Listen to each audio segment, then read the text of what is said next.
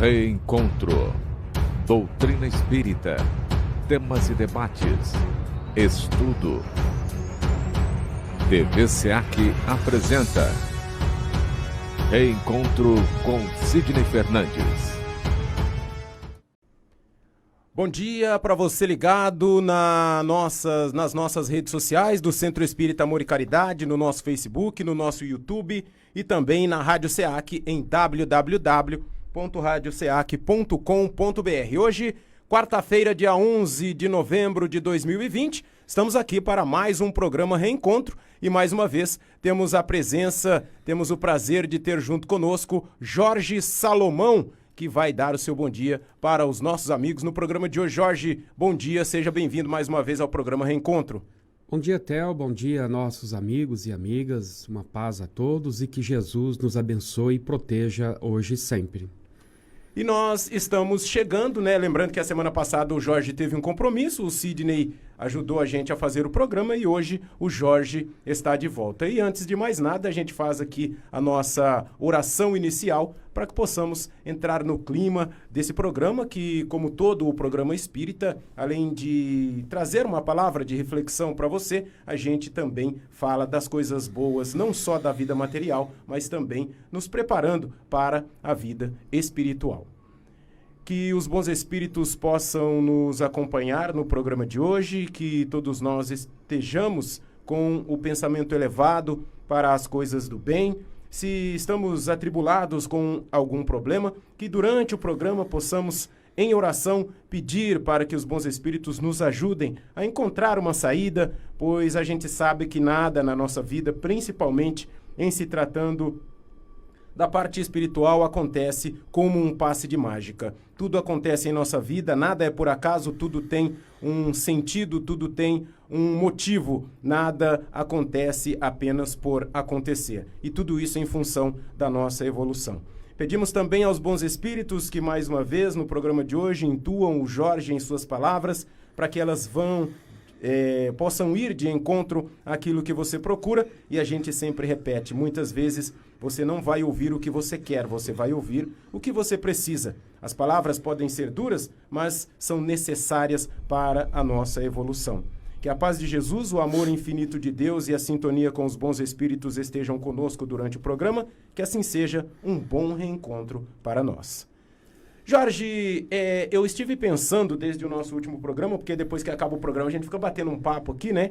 Então surgem algumas coisas, aí eu sempre guardo algumas perguntas para o programa seguinte. Como vocês sabem, a gente começa aqui com uma pergunta apenas para dar início ao nosso bate-papo, mas a pergunta que você tiver aí do outro lado, porque ninguém sabe, né, Jorge, qual é o pensamento da pessoa que está do outro lado. Às vezes ela tem um problema, quer expor, mas como a gente está falando de uma outra situação, ela fica meio assim, mas não fique com vergonha ou alguma coisa nesse sentido. Faça a sua pergunta com tranquilidade, na medida do possível o Jorge vai te responder. Jorge, a minha pergunta para iniciar o programa de hoje é a seguinte: o quão essencial mesmo seria a palavra, é a espiritualidade na vida de um ser humano? Theo, essa pergunta ela é bastante interessante para nos mostrar que nós temos objetivos superiores a serem alcançados enquanto estagiados ou estagiando aqui no plano físico. E esses objetivos superiores serão alcançados, sem dúvida alguma, através do processo de espiritualização, que consiste em nossa conexão com o divino, com Deus, com a espiritualidade. Fico imaginando como deve ser bastante árida a existência, a vida dessas pessoas que não têm essa conexão com a espiritualidade. Devem viver uma vida muito dura, muito difícil, psicologicamente falando, até quase que insuportável, embora aparentemente essas criaturas demonstrem estarem muito bem. Porém, na essência, é muito perceptível o estado de angústia, de aflição que essas criaturas enfrentam por não desfrutarem dos prazeres que só essa conexão com a espiritualidade nos permite. Então, Theo, essa sua indagação é muito valiosa, importante, inclusive, para nos mostrar que sem os aspectos necessários que a fé nos propicia para enfrentarmos a dinâmica de nossas vidas, sem essa conexão com Deus que nos imprima a existência, a força, a energia para que naveguemos nas águas desse mar revolto, dessa nossa existência abençoada, fica muito difícil sem essa espiritualidade, sem essa espiritualização de nosso ser, realmente vivermos, desfrutarmos de uma vida calcada na sabedoria, no aproveitamento desta bendita oportunidade que o Pai nos oferece. Então essa espiritualidade ou essa espiritualização é de suma importância para que nós preenchamos enormes vazios que às vezes nós enfrentamos nesse roteiro existencial.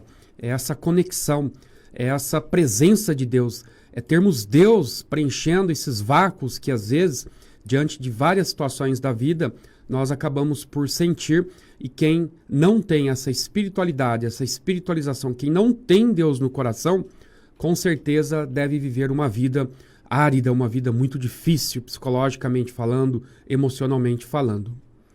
Jorge, e quando a gente diz assim espiritualidade, espiritualização, a gente não está querendo dizer praticamente que a pessoa seja espírita. Isso daí a gente está colocando, vamos usar o termo aí, a religião, aquela pessoa que busca a palavra de Deus, que busca um conhecimento, que busca um meio de evoluir e fazer o bem ao próximo, né? Sem dúvida alguma, Theo. O simples fato de você dizer-se espiritualista, em hipótese alguma, quer dizer que você é espírita. Espírita é aquela denominação estritamente ligada à doutrina dos espíritos. Todo aquele que vem se esforçando ao longo dos anos, enquanto encaixados nas fileiras da doutrina espírita, portanto do espiritismo, é considerado espírita. Agora, não quer dizer que aqueles que têm uma espiritualidade, são designados como espiritualistas, necessariamente serão considerados espíritas. Não, não é isso. Espiritualista é todo aquele que admite a existência da vida após a morte, da existência de um ente superior, seja ele denominado Deus, força suprema, força divina, o que seja. Então, ser espiritualista não quer dizer ser espírita, mas quer dizer aquele que admite a existência da vida após a morte. Jorge, né, na questão da pessoa, porque como o Sidney sempre cita, tem muitas pessoas que talvez não acreditem em Deus, mas que atuam de uma maneira, assim, vamos dizer, mais espiritualizada em sua vida do que muitas vezes aquelas pessoas que ficam pregando algumas outras coisas. Mas a minha pergunta é a seguinte: ao voltar da espiritualidade, ao reencarnar, a pessoa vir aqui para o mundo, para mais uma vida, mais um degrau na sua evolução. O fato, a espiritualidade, o esquecimento e tudo mais, isso é cortado e fica pelo livre-arbítrio daquela pessoa, vamos supor assim, foi tudo apagado, ela vem. Se ela quiser ir para o lado do bem, ela vai. Se ela quiser ir para o lado um pouco mais complicado, ela vai. Se ela quiser partir para a espiritualização, ela parte. Se ela não quiser, ela não vai. Como que funciona isso, Jorge? Porque tem muita gente que a gente vê que não tem piedade, usar aqui o termo piedade, que seria, não tem compaixão com o próximo de maneira alguma, e por mais que vejam exemplos, situações, essas pessoas não mudam a sua opinião. Isso também é apagado e fica a cargo da pessoa ou de quem vai cuidar dela nessa vida, a ela voltar a ter esse contato com a espiritualidade?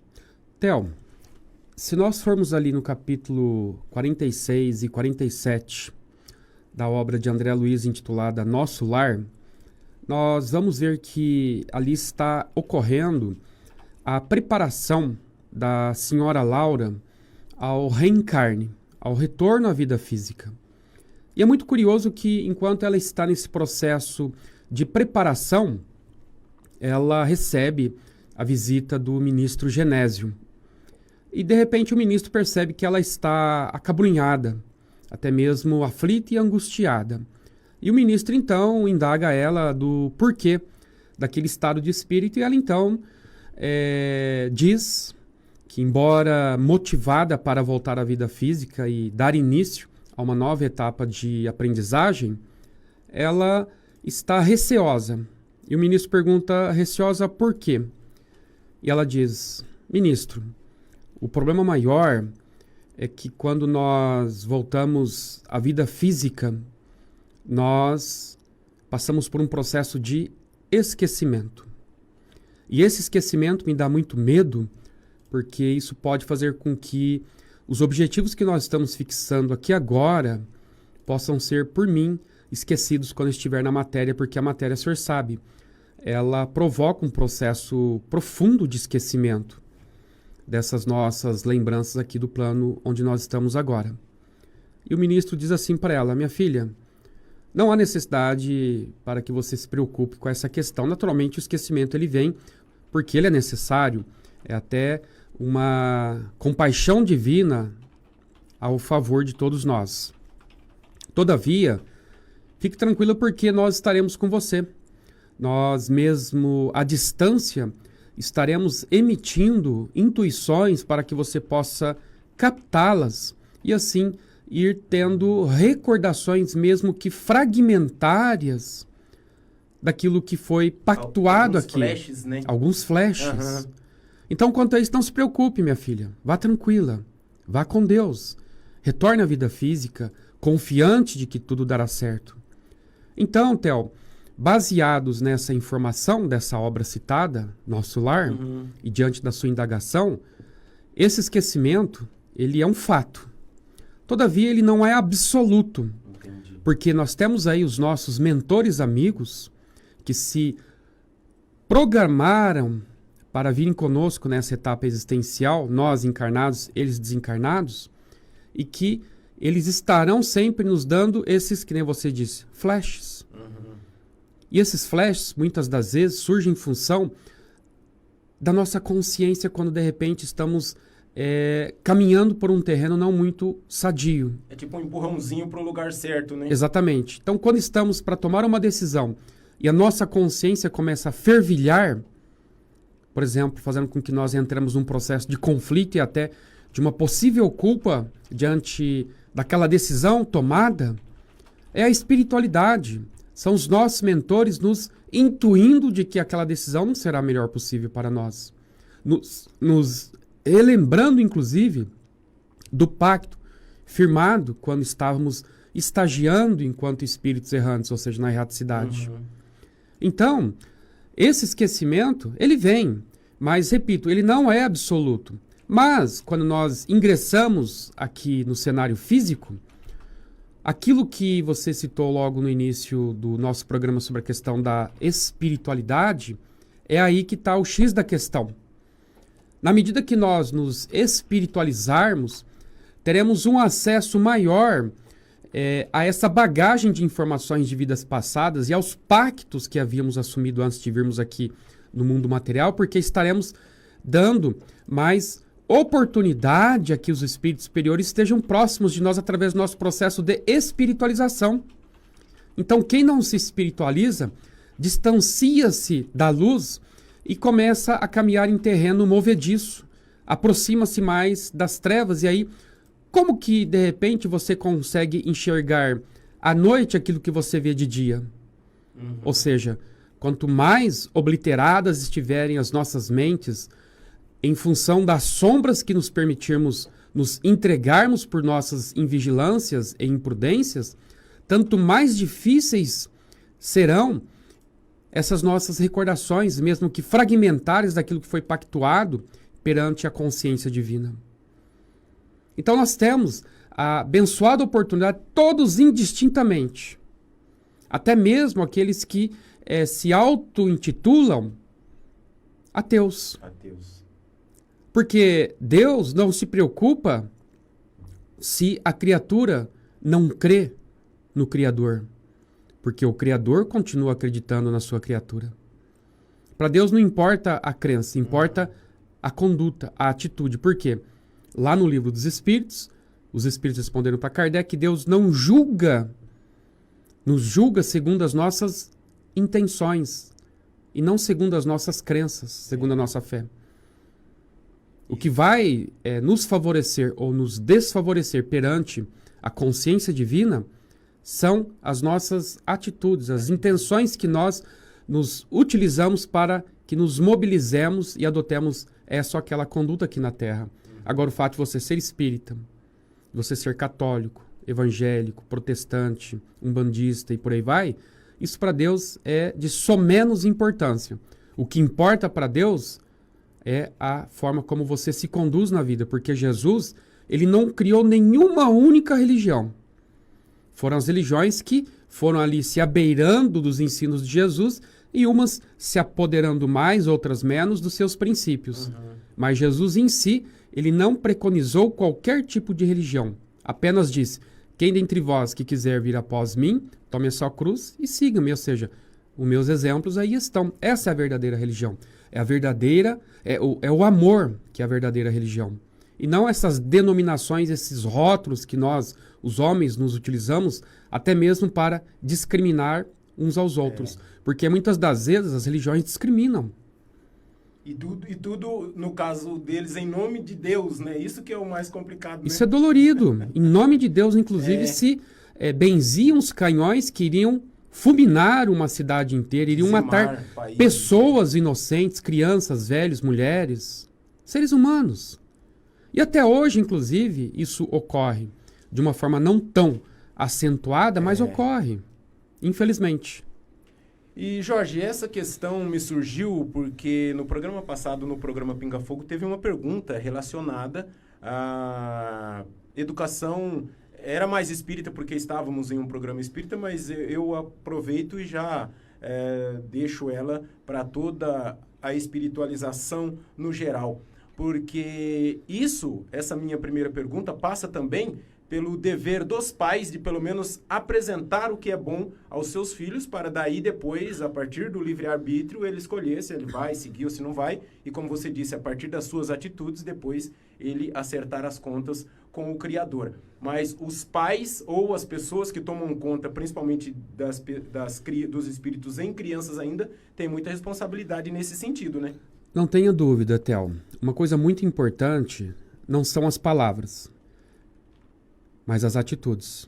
Porque muitos pais, formalmente religiosos, ou seja, mostram pela forma serem religiosos, mas na essência, ali não tem muito de religião. Quer dizer, muito de exemplo. Então não adianta os pais, por exemplo, falarem, não faça isso, se eu faço o contrário do que eu estou tentando passar para os meus filhos. Porque eles observam. Eles não vão dar a mínima para nós se nós estamos frequentando a igreja A, B, C, D ou F. Eles vão simplesmente verificar qual é o nosso exemplo. E é através do exemplo que fará com que os nossos filhos comecem a observar que se nós temos um exemplo muito bom a mostrar para eles, aquilo inclusive vai servir de bússola para que eles possam verificar que, olha, meu pai, minha mãe tem uma conduta interessante. Por que ele é assim? Por que ela é assim? Ah, porque ele é espírita, porque ele é evangélico, porque ele é protestante, porque ele é católico. Me interessa em conhecer esse segmento que ele ou ela ou eles frequentam.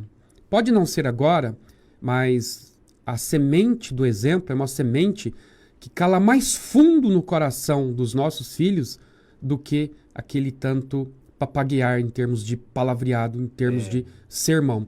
Porque quanto mais sermão os pais dão aos filhos, mais eles vão se afastando do bom caminho, porque eles vão pegando bronca.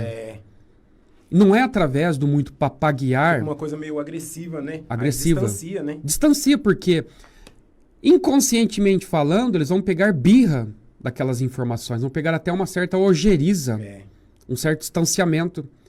Então não é evangelizar os nossos filhos num sistema de catequização à força, mas se dá através do exemplo. E uma vez, o meu cunhado, né, a gente tava lá na casa dele, tava fazendo um churrasco, aí chegou uma galinha lá, ele pegou um pedaço de telha, jogou na galinha e xingou a galinha saiu.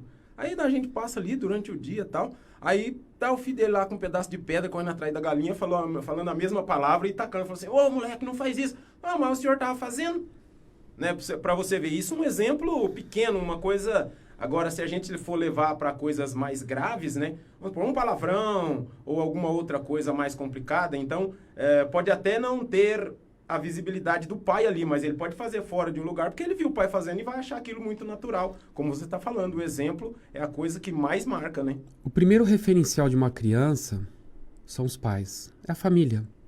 Então, tudo que os filhos verem, ouvirem e aprenderem dentro do lar, eles vão fazer fora. E sempre usando como referência a conduta dos pais. Daí a importância de estarmos sempre atentos e vigilantes ao que nós falamos, ao que nós fazemos, ao que nós pregamos e ao que nós não fazemos. Porque isso não convence. E tem isso também, né, Jorge? Ao que não fazemos, porque o fato de fazermos coisas boas, que também serão os exemplos, o fato de você ficar ali na sua, não fazer nada, também vai ser um exemplo para ele. Falar, meu pai não faz nada, não ajuda aqui, não faz ali, nem pro bem, nem pro mal, então eu vou ficar na minha também. Aí vai acabando, passando o tempo, e essa evolução vai acabando tardando, até possivelmente ficando para outra existência, né? Tem uma expressão dura ali no Novo Testamento, que, salvo engano, deve estar ali inserida no Apocalipse, que diz assim: e Deus vomitará os mornos. Uma expressão duríssima. Mas que dá para nós entendermos que significa que aqueles os que são medíocres, não é nem quente nem frio, são os mornos. Deus vomitará os mornos, ou seja, os medíocres. São aqueles que não fazem o bem, mas também não fazem o mal. Se não fazem o bem, fazem o mal porque estão deixando de fazer alguma coisa que cada um de nós temos o dever de fazer, segundo disseram os Espíritos a Kardec, porque existe o mal por omissão. É quando deveríamos agir e não agimos. E tem uma pergunta aqui da Márcia Regina, uma outra no Facebook, mas só antes disso, e lembrando que nessa situação, né, Jorge, se a gente for pegar as coisas boas da vida e também até as coisas que não são tão legais, em se tratando de espiritualidade, não existe em cima do muro, né? Eu não sei, eu não vou, eu não sei aquilo. Não, que nem você falou, não tem morno aí. Aí você falou, tudo bem, a pessoa pode escolher o lado errado, mas é uma escolha dela e, consequentemente, na evolução dela, ela vai aprender que isso não está certo. E ela pode também escolher o lado bem e pode evoluir mais rápido. Mas em cima do muro, nessa questão aí, é bem complicado, né? Isso significa que cada qual de nós viemos à vida com um objetivo.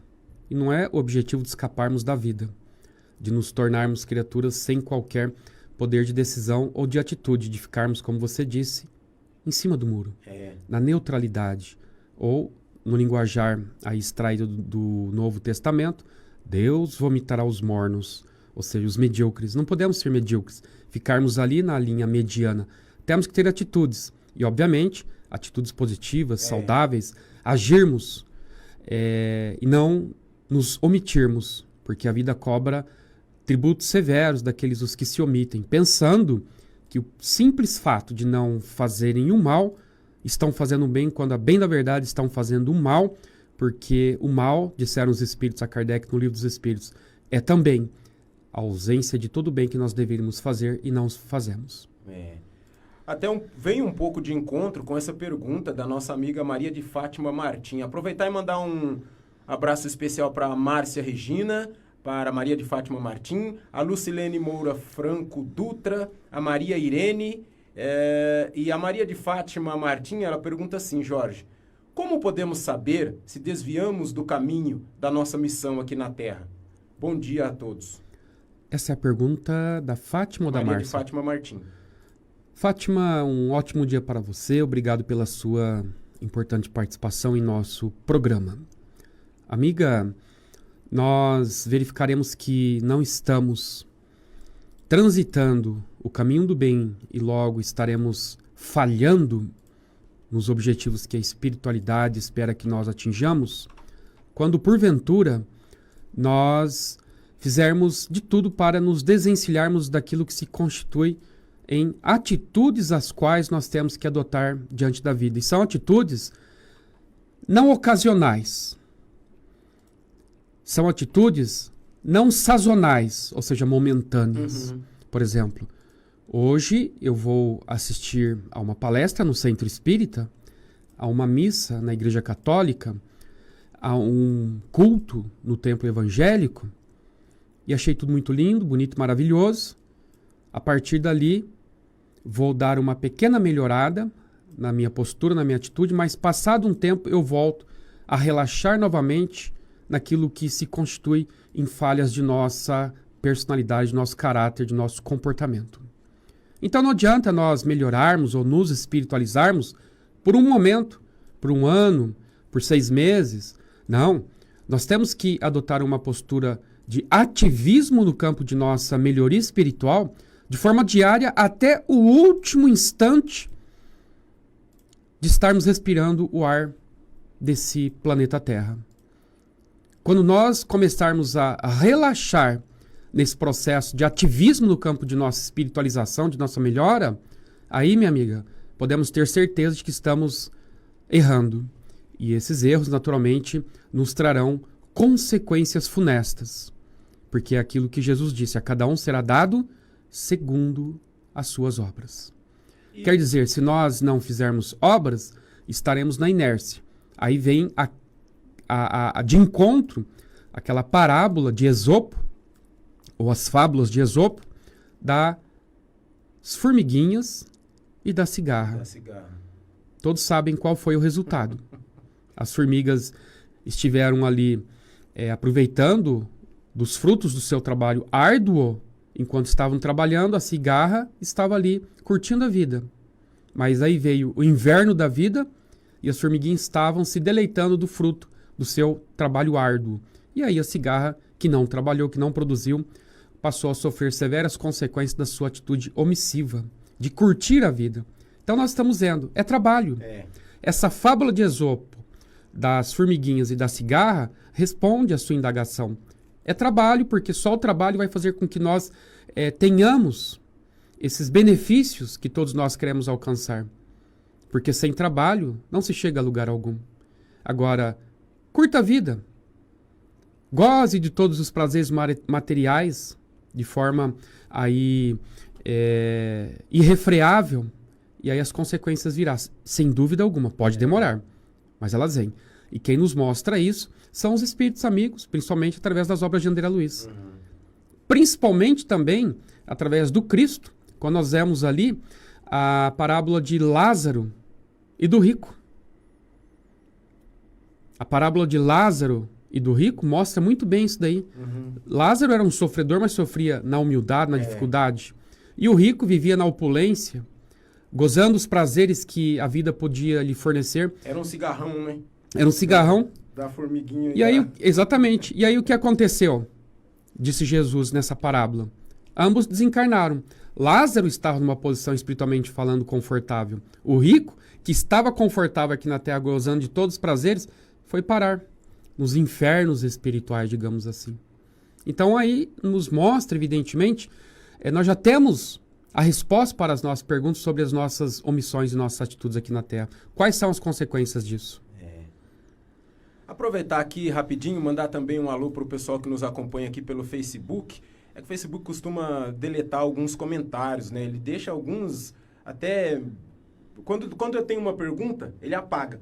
Aí tem um bom dia, tem um boa tarde, ele deixa 1 hora o bom dia, boa tarde. A pergunta mandada há 15 minutos, ele vai e tira. Eu não consigo entender. Estranho. Mandar um abraço para o Edilson Rocha, a Sandra Costa, a Solange Vasco, a Márcia Regina também está aqui no Facebook, o Marcelo Stu, bom dia Marcelo, a Tiese Lopes Pinto, a Melissa Bueno, a Mônica Tito, que marca uma verdadeira galera aqui, convidando todos para participarem da nossa programação. A Melissa Bueno, que está aqui fazendo uma pergunta, a gente vai fazer na sequência para você, Jorge, a Clarice Ferraz, quem mais aqui? A Ana Maria, o Nivaldo Dias, a Michele Mubarak e a Elisete da Silva, lá em Prata, na Itália, nos acompanhando. Jorge, a pergunta, inclusive, eu consegui fazer um esquema aqui, acho que você vai conseguir visualizar aí. A pergunta é da Melissa Bueno, Jorge. Ela diz assim, ó: passei a fazer o evangelho no lar e as coisas pioraram. Porque quanto mais oramos e fazemos preces por nós mesmos e pelos outros, mais aflições surgem. Jorge Salomão. Melissa, muito obrigado pelo prazer da sua participação, da sua companhia. Uma pergunta bastante interessante, até mesmo curiosa, porque aí então nós vamos cair naquela fala mais do tempo do Theo do que do meu tempo, é claro, uma fala muito antiga. Sempre. Ah, por isso que eu gosto do Theo, ele é sincero, ele admite. Que frase essa rezava o seguinte, que quanto mais eu rezo, mais assombração aparece. Até que ponto isso é verdadeiro? Em ponto algum. Não é verdadeira essa frase. Por quê? Porque nós devemos orar sempre. Mas Jorge, como disse a Melissa, depois que eu comecei a fazer o evangelho no lar, as coisas pioraram, só na aparência, minha amiga. Por quê? Porque, a bem da verdade, quando nós começamos a nos enveredarmos para o terreno da nossa espiritualização, nós vamos ganhando mais amplitude de consciência. Nós vamos expandindo as nossas mentes. Nós vamos tendo percepções diferenciadas daquela que nós, outrora, ou seja, quando estávamos aí no caminho da não espiritualização, enxergávamos.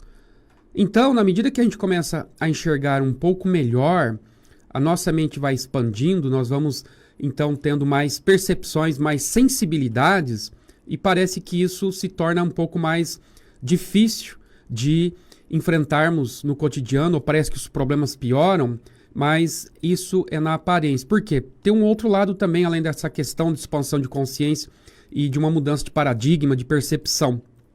Porque na medida que nós vamos inserindo mais conhecimento, nós vamos sendo cobrados. Isso para nós às vezes é um tormento, Theo, porque eu já ouvi pessoas que começaram a ingressar nas fileiras do espiritismo e falaram, eu não vou mais frequentar isso não, porque isso é muito para mim. Porque parece que agora eu tenho que ter paciência e eu não tenho paciência. Olha só, é uma expansão de consciência. E parece que o que o palestrante está falando é para mim e que eu tenho que ser puro, que eu tenho que ser santo. Não, não é bem isso. É que nós vamos ganhando uma amplitude de conhecimento que a gente não tinha antes, e aí vamos tendo mais responsabilidades, porque o Cristo havia nos dito que a quem muito foi dado, muito será cobrado. Então, quanto mais conhecimento nós começamos a adquirir, maiores serão as cobranças. E aí a gente pensa que isso está piorando, mas não está piorando. É uma cobrança que vai fazer com que nós, já que estamos aí tendo esse conhecimento, para que nós possamos então fazer valer aquele conhecimento que estamos adquirindo. E com outro detalhe também em paralelo, Theo. Existe, não estou dizendo que é o seu caso, Melissa, situações em que os espíritos desencarnados, esses espíritos infelizes que vivem no além, mas esse além não quer dizer lá, porque eles estão aqui se acotovelando conosco, como dissera Kardec, que preferem se consorciar conosco e com isso fazer com que nós enveredemos, ou seja, nos mantenhamos no terreno de nossos erros, de nossos equívocos, de nossas imperfeições. E quando de repente nós não queremos mais nos consorciarmos, ou seja, não queremos mais manter amizade com esses espíritos infelizes, e queremos então a partir daí rompermos com essas relações espúrias existentes com esses espíritos, o que acontece? Eles acabam, então, se voltando contra nós, porque ficam aborrecidos com a nossa mudança de atitude, porque não queremos mais a companhia deles. Em função disso, eles vão fazer de tudo para incutir em nossas mentes que aquele caminho de espiritualização é ruim, é mau. E vão até criar situações cotidianas, no nosso dia a dia, que tornem as nossas vidas um pouco mais difíceis. E nós vamos pensar, nossa, depois que eu comecei adotar esse tipo de atitude na minha vida para me tornar uma pessoa melhor, parece que as coisas pioraram. Mas às vezes tem aí esse componente espiritual desses espíritos que se rebelaram com a nossa mudança e com o rompimento dessas amizades que tínhamos com eles, ficaram então irritados com isso e tudo irão fazer para fazer com que nós voltemos à estaca zero que nós estávamos antes quando mantínhamos esse consórcio, essa amizade com esses espíritos. Tem um exemplo de Divaldo Pereira Franco, que ele foi obsedado por mais de 30 anos, mais de 3 décadas. E aí, firme? E quem que vivia obsedando ele? Um camarada que viveu com ele numa existência passada aí, e que vendo ele hoje, nessa vida atual, como a pessoa que é, tentando se melhorar, esse espírito ficou revoltadíssimo com essa melhora, ou com esse esforço que Divaldo vem fazendo para tornar-se melhor. E tudo fez que isso levou mais de 30 anos.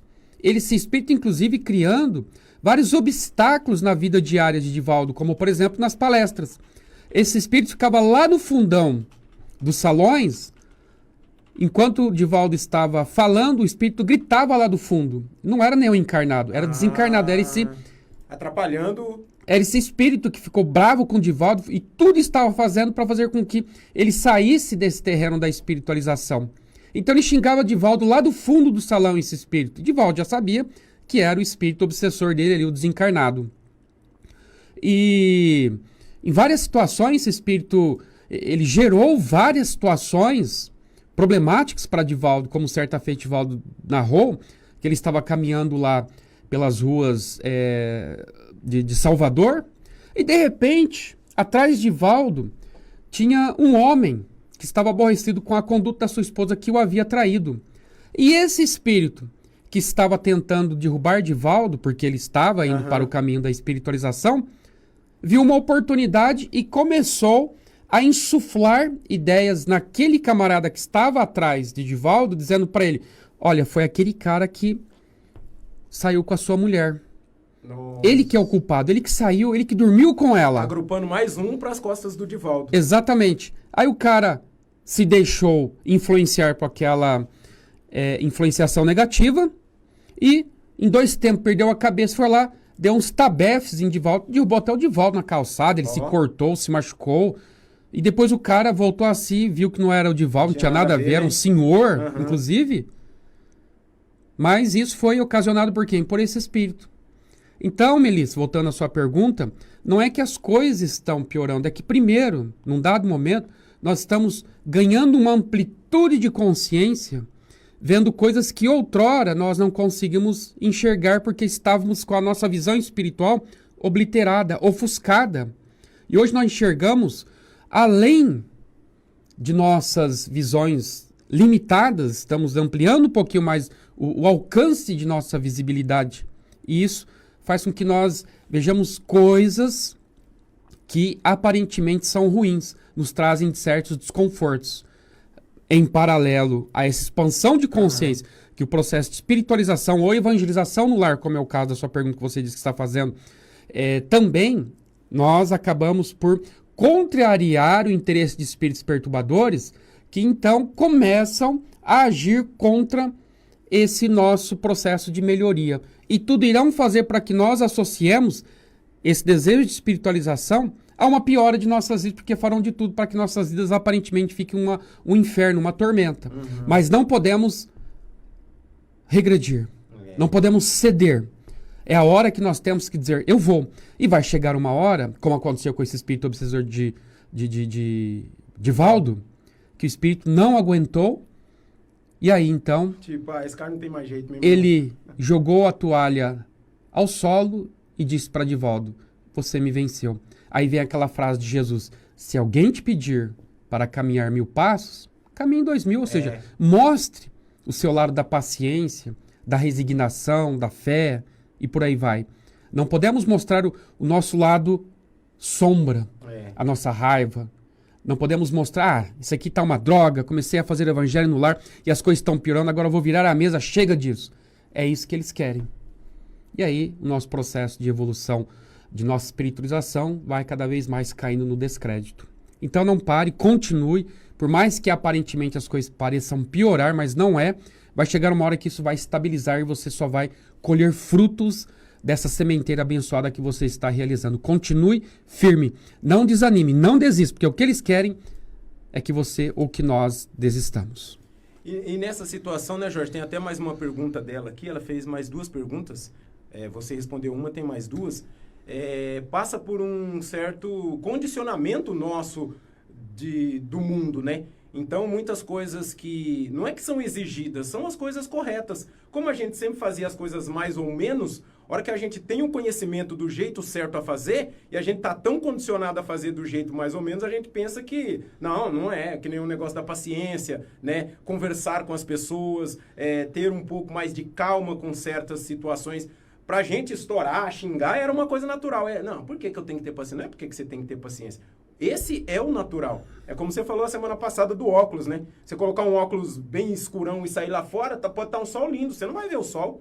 Aí, a partir do momento que você tira o óculos e coloca, ou fica sem o óculos e vê realmente como tudo acontece, tem uma certa mudança. Claro que, tipo, eu vou fazer o evangelho no lar, as coisas não vão mudar, que nem eu falei na oração, não é um passe de mágica. Tem todo um procedimento, e o procedimento passa por isso. A gente está condicionado a fazer do jeito mais ou menos. Aí até a gente começar a fazer do jeito certo, pra gente é uma tribulação, né? Ah, tá tudo dando errado agora, não sei o que. Não é porque tá tudo dando errado. Não é que é. a gente fazia errado e agora tem que fazer certo. Então passa por uma mudança, né? É mudança, inclusive, de percepção. Aquilo que eu havia falado, que antes de nós nos espiritualizarmos, as coisas aparentemente eram mais fáceis, mais palatáveis, porque não tínhamos esse compromisso de sermos pacientes, humildes, tolerantes. De pensar no depois. De pensar no ações, depois. Né? Hoje, com esse processo de espiritualização, que é uma evolução, que é uma expansão de nossa consciência, nós vamos sentir que parece que tudo está vindo para nós e nós temos que ser santos. E que tudo é muito difícil. Não, não é isso. É porque nós estamos expandindo nossa consciência, estamos mudando. E a vida cobra daqueles, os que têm um certo grau de conhecimento e espiritualização, uma postura diferente daquele que não tem consciência nenhuma. Então é hora que nós vamos pensar, nós parece que as coisas estão ficando mais difíceis para mim, mais pesadas, parece que tudo tem que ser eu, mas não é, porque nós estamos mudando, nós estamos evoluindo, e a evolução traz esses, entre aspas, de sabores, mas depois tudo se torna de forma muito palatável e ficaremos então até mesmo no automático, inclusive. E tem mais aqui uma pergunta dela, Jorge. Ela fala assim, ó: é possível apelar à misericórdia de Deus e pedir o adiamento de provas ou expiações que não estamos suportando? Melissa, pergunta bastante interessante, muito inteligente, até parabéns. Estamos aí gostando bastante dessa sua participação. É possível sim. Isso você vai encontrar nas obras de André Luiz sob o nome de moratória. E nós vemos em 2 ou 3 obras de André Luiz, dentre elas, aquela obra Obreiros da Vida Eterna de André Luiz, um caso de moratória ali também, de uma pessoa que estava já num processo de desencarne irrevogável. Porém, alguém intercedeu por essa pessoa, até onde eu me recordo, acho que foi a sua mãezinha dessa pessoa, intercedeu junto à espiritualidade através de orações fervorosas, inclusive, não superficiais. Tipo, portanto, segura aí, galera. Exatamente.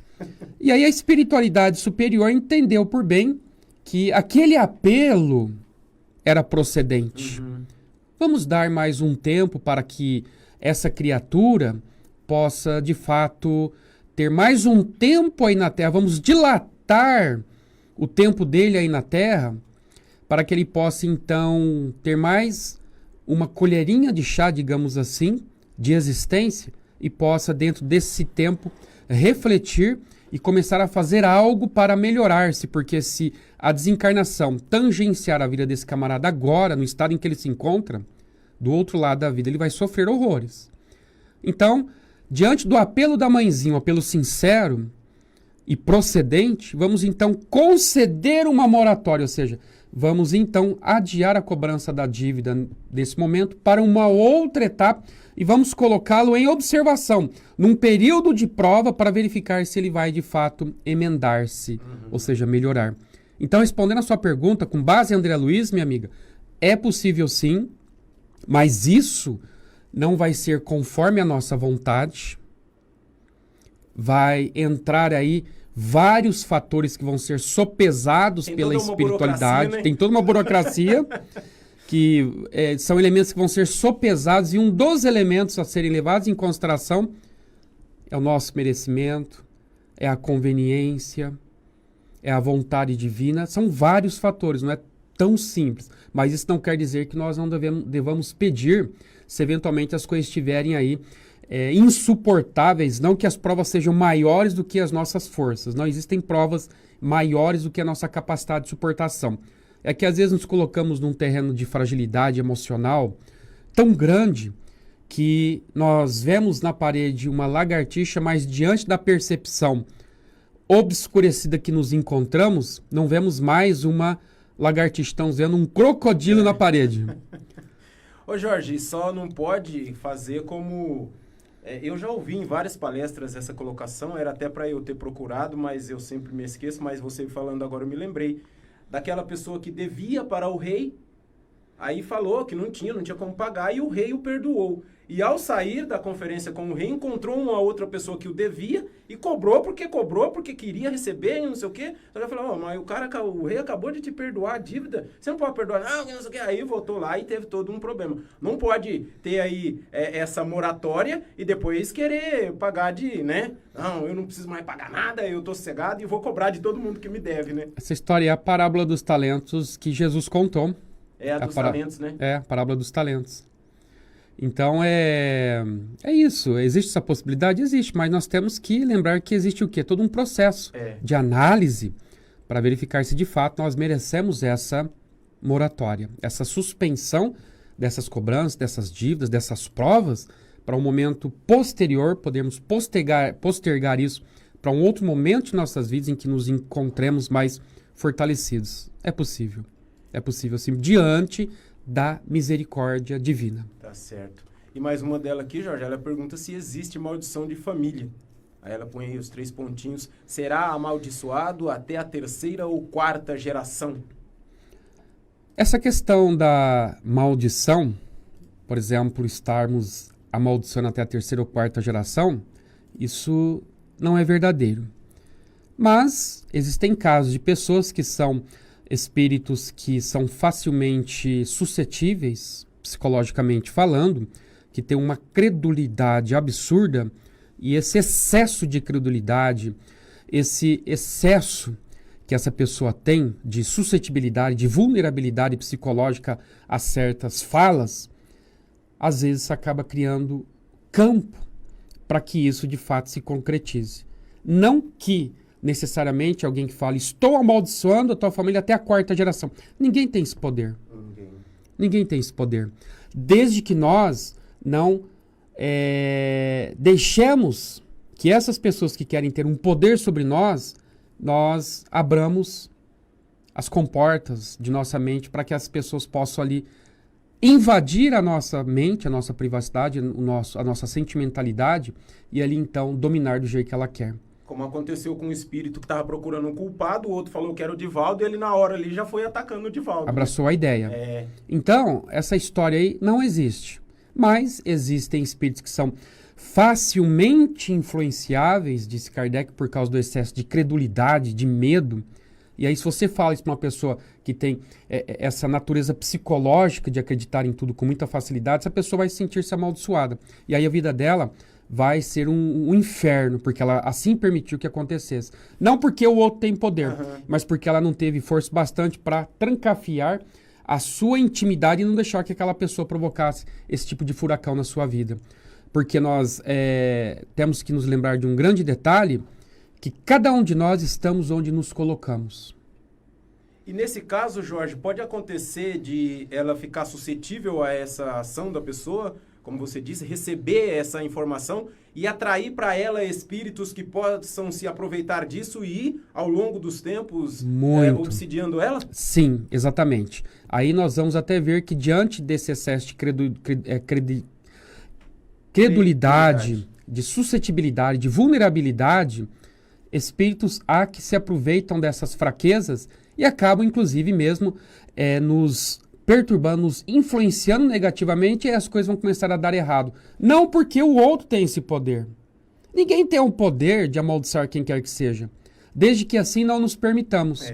Então, nós temos que, diante dessas investidas, acreditarmos no nosso potencial e no potencial divino de nos amparar e proteger sempre. Agora, se a gente não acredita em nós, no nosso potencial, se nós não temos a fé que deveríamos ter em Deus, de que essas maldições haverão de se acoplar a nós, isso não vai fazer efeito algum se nós temos esse poder de dizer, não, aqui não, eu não permito que assim seja.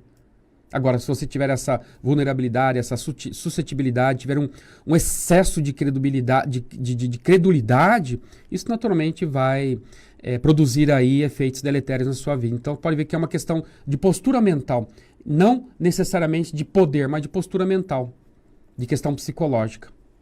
Ô Jorge, ainda referente à nossa primeira pergunta sobre a espiritualidade, você acredita que, não vamos pegar aí países, mas locais, vamos pegar um local que é bem desfavorecido de qualquer situação, até do básico, né? Água, esgoto, essas coisas.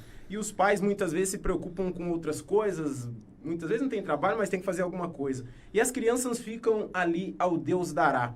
Você acredita que essas crianças, ao crescerem, principalmente pegando aí, vamos pegar uma favela, que é um lugar bem... não tem uma igreja, muitas vezes tem algumas ações sociais, mas não tem. Isso é um local onde espíritos, assim, não muito legais ficam zanzando, esperando brechas para poder pegar, não vou dizer uma família, mas até o fato de talvez a pessoa estar ali, ela já está pagando alguma coisa, possivelmente, mas para agir nessa situação que você falou, na vulnerabilidade espiritual das pessoas? Sem dúvida alguma, Theo. Lembrando que a morte, ela se constitui numa alteração de continente, quer dizer, nós saímos do continente físico, sem alteração de conteúdo. Saímos do continente físico, mas continuaremos sendo os mesmos. E muitos, mas são muitos os espíritos que saem do corpo físico, mas não saem da Terra. E aqui permanecem.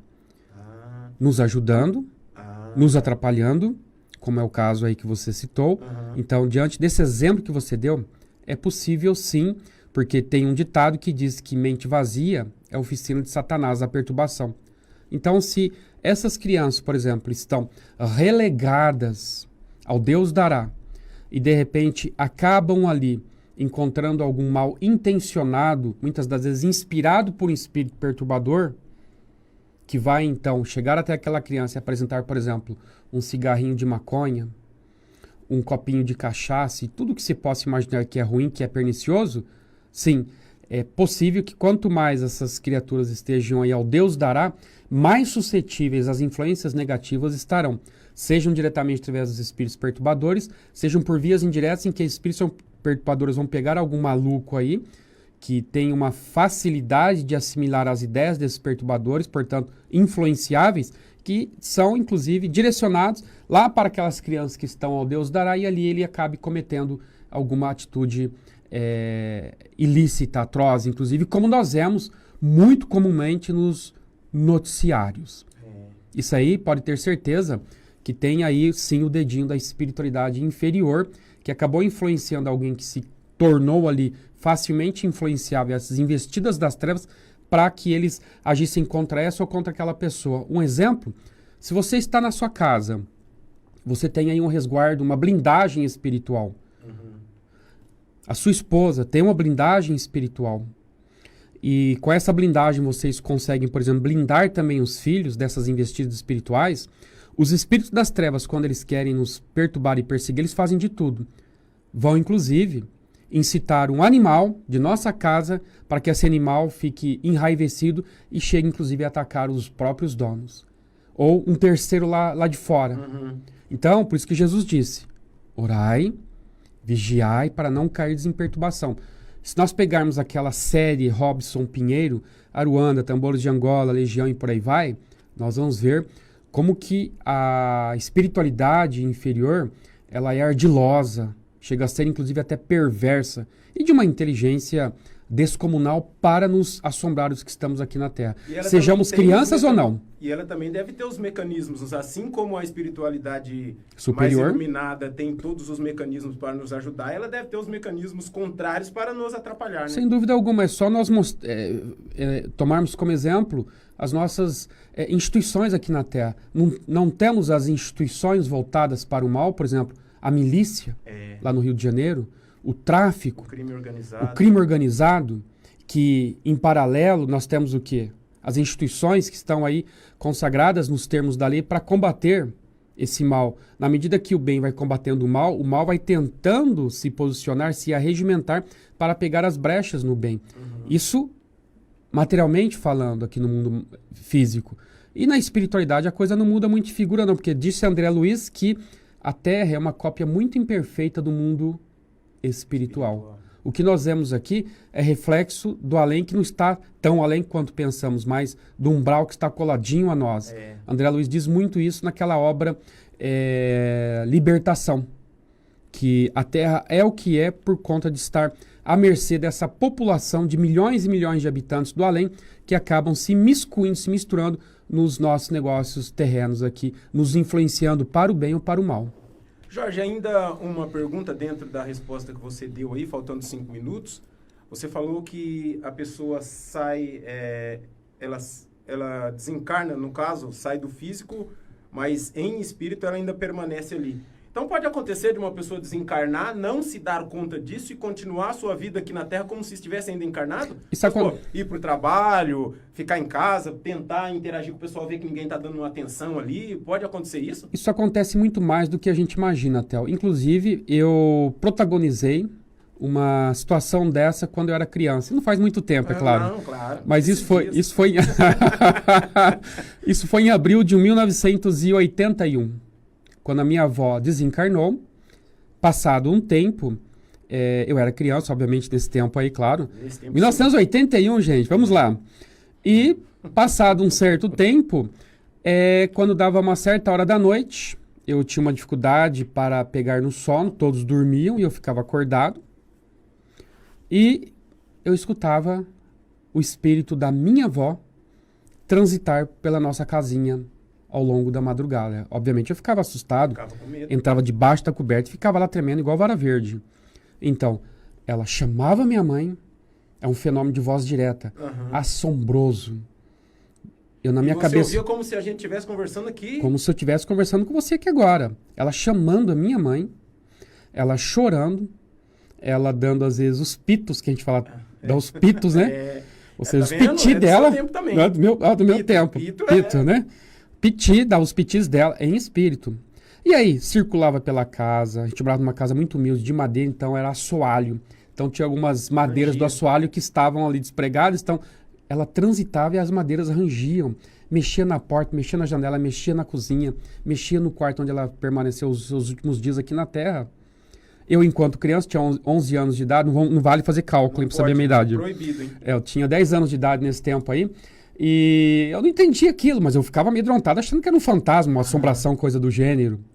Então isso é possível. E acontece muito, pessoas que desencarnam sem ter consciência da própria situação, sem se vincular aos objetivos superiores da vida, desencarnam e ficam aqui, entre nós, os encarnados, achando que estão ainda aí fisicamente vivas e vão para o seu trabalho, fazem a sua rotina, mas depois vão vendo que ninguém vai dando atenção a isso, vai chamando atenção. E qual é a saída desses espíritos, que nem você falou aí, vai chegar um momento que ele vai perceber que alguma coisa está errada. Eles procuram vamos supor, um centro espírita, uma igreja, ou alguns espíritos vêm ao encontro para tentar... Daí a grande necessidade de nós encarnados fazermos muitas preces para que nossas preces possam despertar a consciência dessa criatura aí que está ainda com a mente fixada na existência física, pensando estarem fisicamente vivas. Então, compete a nós fazermos muitas orações para ajudar essa criatura a despertar a sua consciência o mais rápido possível. E aí, vai chegando um tempo que elas vão vendo que as investidas delas, as conversas, etc. e tal, elas estão sendo ali deixadas de lado, porque nós não as vemos também.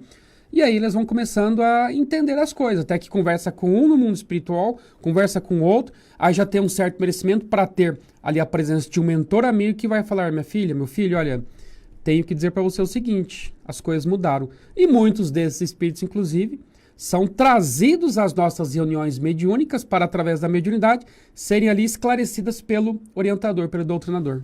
Tá certo. Tô vendo aqui, antes da gente encerrar, tem aqui, eu ver se é uma pergunta. A Mônica Tito está falando aqui que a avó dela também voltou ao quarto dela na casa onde eles moravam. E a Ana Maria, tem uns pontos aqui, eu vou tentar, se você conseguir entender a resposta, Jorge, você me ajuda.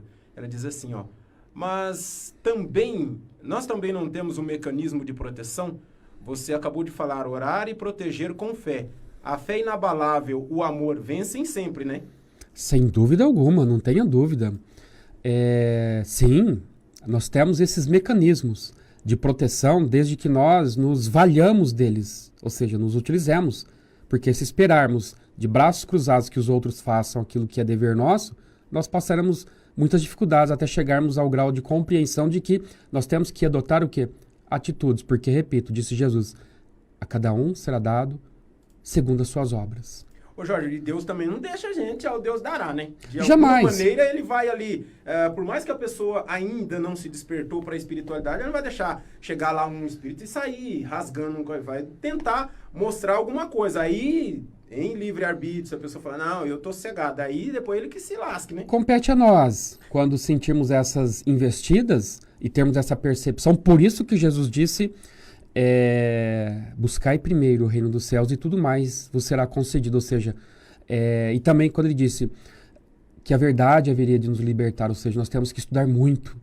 Como dissera Sócrates, conhece-te a ti mesmo. Então nós temos que saber o que é nosso, o que não é nosso, sabermos que isso é uma projeção astral inferior provocada por um espírito perturbador, não entrarmos naquela vibe da sua energia perniciosa, não nos deixarmos influenciar. É complexo, mas nós temos que estar, enquanto encarnados, atentos. E por isso, em razão disso, nós temos que nos espiritualizarmos. Vai aí de novo a primeira pergunta que você fez para iniciar o nosso programa. Nós temos que estarmos sempre em contato com a espiritualidade. Mas e aqueles, por exemplo, os que não têm essa condição de se mobilizar desse modo por não terem o mesmo raciocínio que nós, por exemplo, as crianças? Elas contarão com a proteção, não tenha dúvida.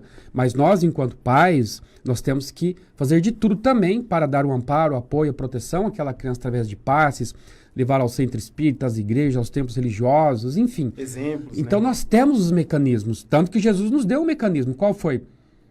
Orai, vigiai, ou seja, oração, pensamento positivo.